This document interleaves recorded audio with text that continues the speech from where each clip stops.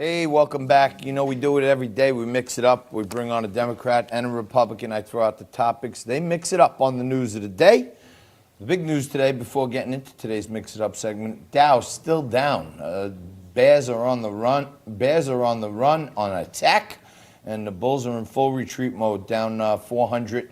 And if I were you, I would keep a very close eye on your portfolio here.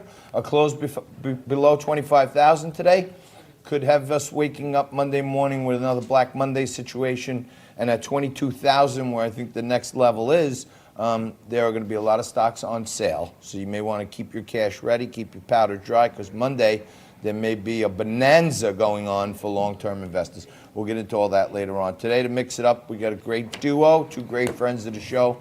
Rob Taub joins us today, and Manny Alicandro. Rob is a columnist and writer, humorist, and health advocate with the American Diabetes Association, ambassador for No Diabetes by Heart campaign. And Manny Alicandro is our own personal consigliere. He's an attorney, legal analyst, and also ran for New York City public advocate. Guys, thanks a lot. Good to be here, John. So, a lot going on. Been saying this for like months, and when they were talking about the blue wave and all the diversity and everything else, going to come down to, two old white guys. And that's how it looks to have turned out here, doesn't it? Bernie, Biden.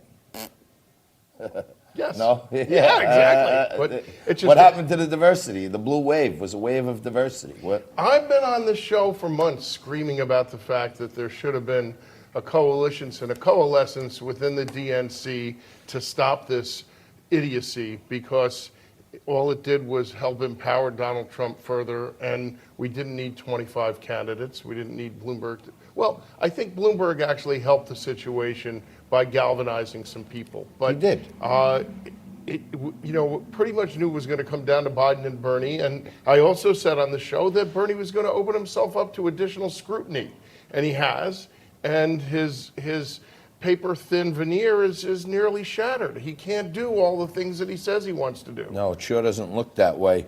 Manny, I know you've been a big critic of former Mayor Bloomberg, and I think when he takes a look at his financial statement at the end of this month, pun intended, he's going to take a big gulp and say, Absolutely. What did I do? How did I lose $500 million and get nothing? Absolutely. I mean, this is a complete catastrophe. What's amazing is the mayor, who's a tremendously successful guy in business and was a successful mayor in New York, clearly didn't read, what was going to happen in this presidential election. I mean, he hired the smartest people and the smartest consultants. They didn't give him the indication that he would have an impossible time. He was ill-prepared at the debates, which was crystal clear. And look, $500-600 million, whatever he spent, we don't even know how much he spent yet, because I keep seeing some commercials running still. Don't ask me why, but at the end of the day, he said he's still in it to beat Donald Trump.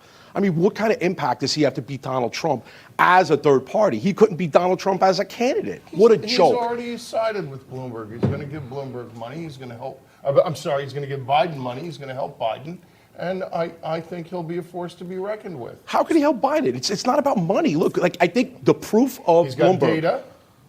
His data must be off because it didn't manifest itself in votes. So I think what hurt Bloomberg was he was ill-prepared for the debates. I don't think there's a big difference between Mike Bloomberg talking to you one-on-one or addressing a small group of people or even addressing an audience and debating with people. And then afterwards he was like, I'm not a high school debater. I agree, but what hurt Bloomberg was Elizabeth Warren. Yes, terribly. Right in the mouth it was in the first unnecessary. debate. It's like Mike Tyson said, everybody's got a plan until they get punched in the mouth. She punched him in the mouth right on the first debate, and he never recovered. And what hurt Bloomberg is that he's Bloomberg.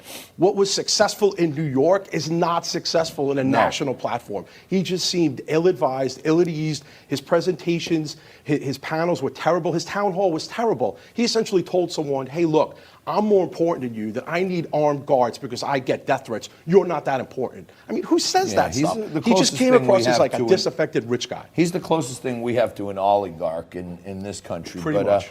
Talking about threats, Manny, you're an attorney. What do you think would happen to some regular Joe who threatened a justice of any court? I mean, I was mortified when I saw what Schumer said. I was aghast, right? And it takes a lot to get me to feel that way. You guys know me pretty well. I couldn't believe he said that. He should clearly be censured by the Senate. Absolutely, 100% He did yes. kind of what Roger Stone did to the Roger judge. Stone's So not a wait, senator. He's not a senator. Roger He's not- Stone. Let's take a look at what I call him Senator Chuck E. Cheese. Let's take a look at what he said. For real. I want to tell you, Gorsuch, I want to tell you, Kavanaugh, you have released the whirlwind, and you will pay the price. You won't know what hit you if you go forward with these awful decisions. You won't know what hit you. I mean, that's tough. I'm going to quote Hyman Roth from The Godfather. Okay, here we go. He's small potatoes. Yeah, I guess. I mean, he's the minority leader of the Senate, and for him to call out two justices and say, you won't know what hit you. Exactly. That sounds like a pretty, open and notorious threat. On the floor of the Senate, That's he the said, Italian coming out in you. on the Well, floor of the Italians Senate, don't say open and notorious. he said, look, I'm from Brooklyn. I'm from Brooklyn. I know what he meant. That was a threat. Period, full stop. that's he how- should be censured. Move on. That's it. He should pay the consequence. It sure would be nice, but it's in keeping with a whole litany of things. Andrew McCabe was the acting director of the FBI. He lied to his own team, set up a whole goose chase, admitted he personally lied to the FBI. No charges. James Comey, no charges. James Clapper, no charges.